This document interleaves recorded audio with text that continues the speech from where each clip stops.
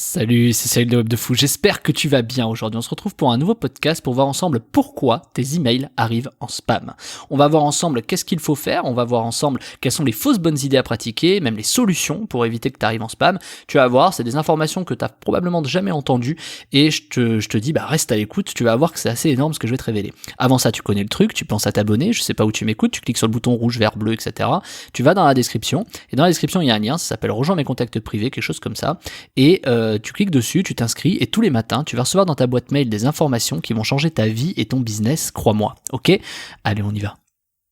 Bon alors avant ça, je te fais un petit instant promo parce que franchement il faut le faire, tellement elle est puissante. Je t'ai sorti une formation qui est dans la description qui s'appelle Tripler ses taux d'ouverture en emailing. C'est assez dingue cette formation parce qu'elle est hyper complète. Elle t'explique comment faire x60 sur le nombre de clics, elle t'explique comment arriver en boîte de réception quoi qu'il arrive sans jamais arriver en spam, ou même si t'arrives en spam, comment, si aujourd'hui t'arrives déjà en spam, comment remonter en boîte de réception. C'est des techniques qui sont infaillibles que moi j'utilise depuis des années, qui me permet tout simplement de vivre du mailing et de faire des millions tous les ans grâce à ça, parce que ces techniques sont colossales. C'est une des formations les plus complètes sur l'email en France, personne fait des formations là-dessus, et surtout qui est accessible à tout le monde, que tu sois débutant ou expert, c'est quelque chose qui fonctionne pour tout le monde. C'est un peu comme les secrets des emailers les plus performants, si tu préfères, c'est un truc qu'on ne te dira jamais, et tu vas tripler tes taux d'ouverture. Moi je te le dis, avec cette technique, je suis passé de 10 à 45, tu vois, % d'ouverture, et je suis passé de 100 clics à 6000 clics, tu vois, avec la même technique. Donc c'est énorme, imagine ce que tu vas pouvoir faire avec autant de clics, et surtout autant de savoir sur tes mails.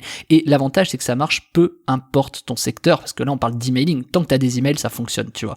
Donc si jamais tu es déjà arrivé en spam dans les onglets promotion, etc., je te donne les solutions pour éviter d'y arriver et pour arriver inbox quoi qu'il arrive, ok. Alors avant ça, évidemment, il va falloir que tu payes, c'est une formation payante, tu vas aller dans la description, clique dessus, et voilà. Et il y a 3 formations en une, en fait c'est presque 3 formations que je t'ai regroupées en une seule. Je voulais pas te faire payer ça en 3 fois, je voulais juste en une fois pour que tu vois à quel point c'est puissant, et la valeur de ça, elle est colossale. Donc franchement, un conseil, je te le dis en toute honnêteté, prends-la, ça va changer ta vie et ton business, crois-moi. Ok ? Allez, on y va pour le podcast. Bon, l'erreur la plus courante, qui n'en est pas une, c'est de pas payer cher son outil email. Pourquoi ? Parce que en payant pas cher ton outil email, par exemple, je prends l'exemple de Mailjet, ils vont te dire ok, ça va te coûter 20 balles. Ça ne coûte pas 20 balles d'envoyer des emails. Donc si ça coûte 20 balles, c'est ce qu'ils font, c'est qu'ils prennent des IP, ce qu'on appelle mutualisés. C'est-à-dire que t'es pas le seul à envoyer sur les mêmes IP. Eux, ils branchent ton nom de domaine, tu vois, @webdefou, @tonsite.fr, ils branchent ton nom de domaine sur les mêmes IP que d'autres. Et il suffit que t'aies un mec qui fasse de la merde, et t'es mort. C'est-à-dire t'arrives en spam et puis l'histoire est réglée. Et même toi, tu peux pas remonter la réputation parce que t'es peut-être 10 ou 15 à envoyer des emails sur les mêmes IP, tu vois. Et donc tu connais pas les 14 autres, tu vois, tu sais pas ce qu'ils envoient. Et ça se trouve, ils envoient de la merde, tu vois, t'en sais rien, et des fois ils envoient bien. Et donc du coup, tu peux te retrouver à essayer un jour Mailjet, Mailchimp, etc.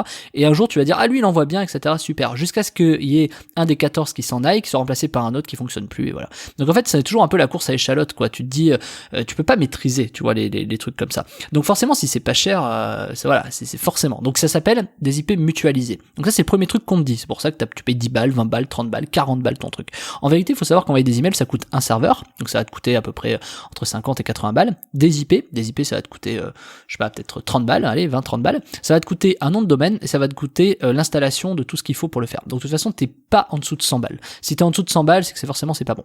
Donc ensuite, la solution d'après, c'est si tu passes par des IP qui sont partagés, mutualisés, ça veut dire mutuel, donc partagés, tu peux passer par des IP dédiés. Là, les IP dédiés, elles ont l'avantage qui est colossal, c'est que personne d'autre envoie que toi. Mais c'est peut-être une fausse bonne idée. Pourquoi ? Des IP dédiés, ce sont en fait des IP qui sont branchées sur ton domaine, que tu vas envoyer, mais le problème, vu qu'elles sont dédiées, elles sont neuves. Étant donné qu'elles sont neuves, tout ce qui est Gmail, Hotmail, etc., ils se méfient. Ils se disaient, parce que les spammers, ils font quoi quand ils se font blacklister ? Ils rachètent tout le temps, tu vois. Donc toi, tu arrives avec des IP dédiés, il va falloir que tu montes patte blanche, ce qu'on va appeler, donc, faut que tu gagnes en réputation. Et ça, gagner en réputation, ça prend du temps. Donc quand tu passes au départ par des IP dédiés, ça coûte plus cher, et au départ, tu te dis c'est moins performant. Ce qui est logique, puisqu'avec des IP partagées que tu payes pas cher, elles sont déjà chauffées, elles sont déjà partagées, elles ont déjà une réputation, et donc quand on te branche dessus, forcément ça fonctionne tout de suite. Alors que des IP qui sont dédiées, elles sont vierges, tu vois, quasiment. Surtout qu'elles ont une réputation passée, parce que forcément les IP, tout le monde a déjà fait le tour, tu vois, mais passons. Elles ont une réputation passée, quand bien même t'es pas de réputation passée, il va falloir que tu crées ta réputation. Et ça prend un peu de temps. Donc est-ce que c'est une fausse bonne idée ? Selon les situations, oui. Et clairement, la situation, c'est, si t'as besoin de faire de l'argent tout de suite, prendre des IP dédiés, c'est toujours un peu compliqué. Il vaut mieux compter sur des IP mutualisés. Donc c'est peut-être une fausse bonne idée, tu vois. Donc si on prend pas des IP mutualisés et si on prend pas des IP dédiés, qu'est-ce qu'on fait ? Eh ben déjà, je vais t'expliquer un truc. Tu peux chauffer efficacement des IP dédiés. Comment tu fais pour chauffer des IP dédiés? Il faut que tu aies donc fait une segmentation en amont. Donc moi, ce que je conseille toujours, c'est commencer par des IP mutualisés, même si c'est pas forcément hyper performant, parce que tu sais pas si les 14 autres personnes vont ce qu'ils envoient, tu vois, ce qu'ils envoient. Donc du coup, l'avantage, c'est que on s'en fiche de ce qu'ils envoient, t'envoies. Et toi, tu vas, en envoyant des emails, créer des segmentations. Tiens, lui, il ouvre, lui, il clique, lui, il achète, lui, machin, etc. Moi, par exemple, sur les emails de mes acheteurs, j'ai forcément 95% d'ouverture, alors que sur mes emails quotidiens, c'est pas du tout ces stats-là. C'est logique, tu vois. Parce que mes acheteurs, ils ont leur boîte mail qui, tu vois, il faut qu'ils la regardent, tu vois.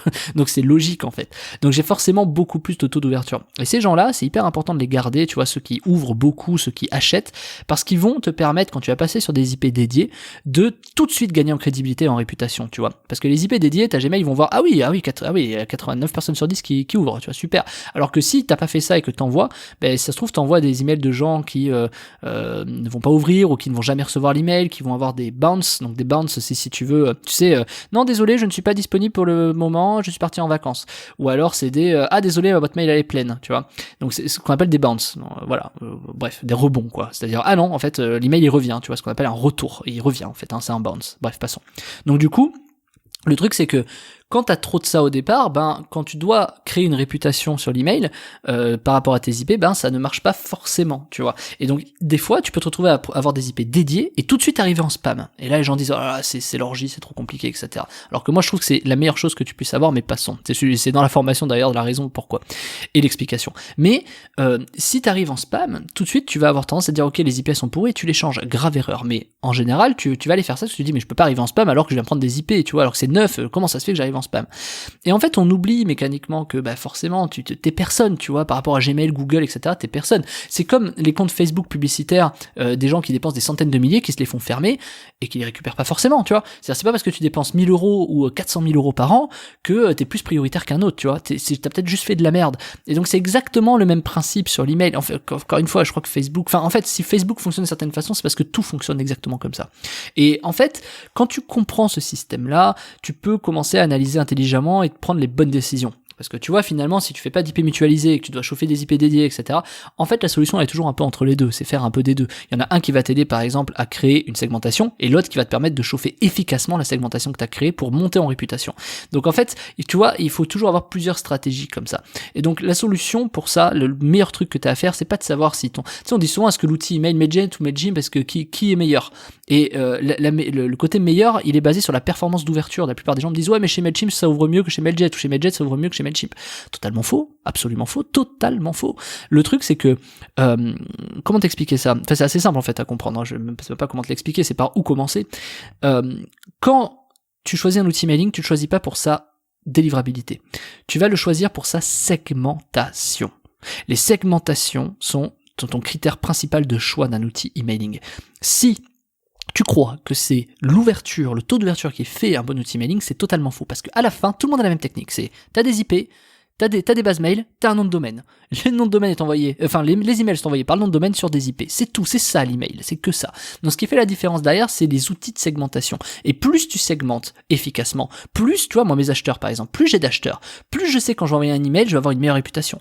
Et plus je vais prendre ces acheteurs et les mettre sur des IP dédiés, plus je vais avoir une très très bonne réputation sur mes IP. Et donc, après, plus tard, quand tu passes là-dessus, tu augmentes tes taux d'ouverture, ça peut paraître bête, parce que justement, tu as une meilleure réputation. Mais ça, c'est encore une fois une fausse bonne idée. Pourquoi? Parce que forcément, si après tu fais ça, ce qui va se passer, c'est que ton taux, il va diminuer, parce que t'as pas que des acheteurs derrière. Donc, il y a une vraie stratégie à mettre en place là-dessus. Et ça, c'est juste pour éviter que tu arrives en spam, tu vois. Et moi, je te dis depuis le départ qu'il vaut mieux que tu arrives en spam. Et c'est ce que je t'ai dit. C'est moi ce que je t'ai dit dans la formation qui est dispo, qui s'appelle Tripler ses taux d'ouverture en mailing. C'est exactement ce que je t'explique. C'est comment réussir à arriver en spam pour arriver en boîte de réception, en fait. Parce que tout ce qui est, par exemple, les FAI, quoi, Orange, Gmail, etc., ils préfèrent les gens qui arrivent d'abord en spam pour ensuite arriver en boîte de réception. Ils les préfèrent. Et tu peux écouter, c'était le podcast d'hier, je t'explique pourquoi.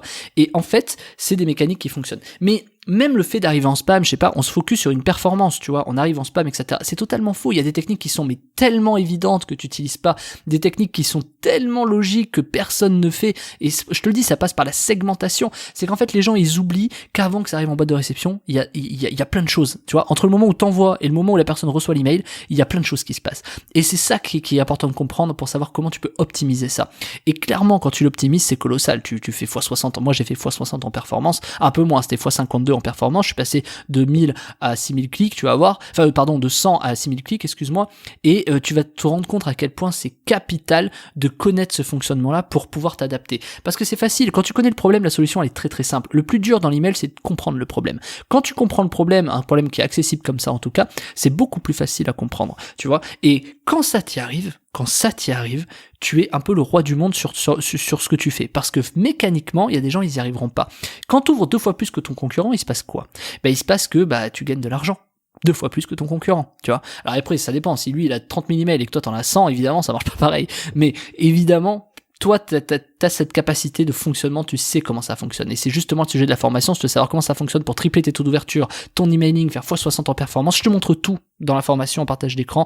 Il y a tout qui est marqué, il y a tout. J'ai même fait un PowerPoint, je t'ai fait un schéma, je t'explique tout, je te montre en live les solutions, je te montre les taux d'ouverture, pourquoi ça marche ici et pas là, je t'explique tout en fait. C'est simple, il y a tout, c'est complet. Et en plus de ça, tu vas comprendre tout le fonctionnement qui se passe entre le moment où tu appuies sur le bouton envoyer et le moment où les gens ouvrent leur email. Il y a tout le fonctionnement au milieu qu'il faut que tu comprennes. Et tu vas voir, c'est hyper accessible. Je t'ai mis des mots simples, des trucs, franchement, c'est, je pense, assez pédagogique. Et tu vas voir que tu vas vachement t'y retrouver dessus.